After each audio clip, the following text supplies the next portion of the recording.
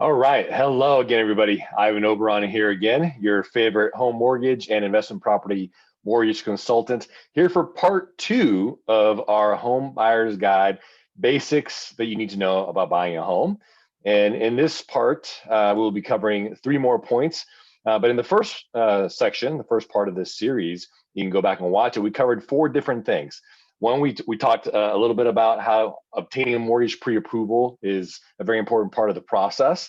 Learning how to work with your real estate with your real estate professional and setting the right expectations, making your purchase offer stand out, and how to negotiate those things, what to do with it once you have it, and of course completing the loan application process, getting that whole process started, and making sure that your loan closes on time. So go back and watch that first part of the video in this series if you haven't already.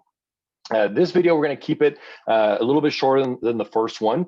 And we're going to talk about a couple of other points that are important. Now that you've gotten your whole process started, the first thing you got to do, if you haven't done it already, is have the home inspected. And I can't tell you how critical this is. Sometimes some people will waive inspections, but you want to work with a professional home inspector who's going to be able to, well, really, they're trained to look for things that could pop up later on down the road. Got to be honest, sometimes people just spruce some things up. The home looks good from the outside. They even clean things up on the inside and maybe even cover up certain things so that you might not notice them. But a home inspector is trained to find those things and make sure that if you need to revise your offer or potentially walk away from the property, you do so. And this goes back to my point that I made in the first video of not getting emotionally attached. Even once you have the purchase contract accepted and your offer accepted, which is half the battle these days, you want to make sure that you're not getting yourself into more trouble than you need to. And that's why you pay a good home inspector. Any real estate professional and anybody in my field that has had some experience in investing and doing different things always have some connection for you if you don't know one. The next thing is getting the home appraised. Okay, everybody knows, and I've seen these things for years of like everybody sits on pins and needles for the value to come in, right? And making sure the appraisal goes timely. And that's one problem that we've been having through COVID and with the refi boom and all the combination of different things.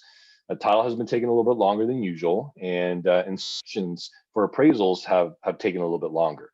Which is why it's important that you talk to your mortgage professional to understand who they use for the appraisal companies. Are they using AMCs? Do they have their own in-house like we do that are dedicated to getting those things closed on time? And watch for those things in the appraisal. Make sure that when you get the appraisal, you go through that appraisal thoroughly and understand why they arrived at the value that they did. If they pointed out anything that could be wrong, and if that value doesn't come in and maybe it's far from the offer price, you got a decision to make. One, you really want the house, you know you're going to overpay, you're going to have to come in with some money. Or two, you know that property is overpriced and maybe you walk away. So it's very, very important. Pretty much most lenders are going to require one unless you're using some kind of VA loan where they can waive the appraisal. But it's still a good idea to leave a very detailed CMA, talk to your real estate professional, make sure you're getting the right value. So that's the appraisal. Very important, and usually one of the last things that everybody will on for that final loan amount and structure. Next, of course, is you want to obtain the right hazard insurance. If this is the first time you've ever had insurance on a home, then you want to ask the right questions. You want to make sure that you're on special form, replacement cost. You want to make sure that you have proper contents coverage. If you have a lot of valuables, then there's endorsements that you can add to that. But most lenders are going to require that the value of the property matches the loan amount, or that the insurance company provides a replacement cost estimator to prove where the actual replacement cost is. Some insurance companies will endorse a certain percentage, 125, 150% of replacement cost. Because keep in mind, we're not insuring the thing for what it's actually worth, because that takes into consideration land value and different things that you don't insure for. And so that keeps your insurance costs as low as you can, so you're not over insuring the property. But again, if you don't have an agent or somebody that you work with, anybody in our space, good real estate professional, mortgage professional, will be able to make an introduction for you. And then you can interview a couple of people and make your own choice.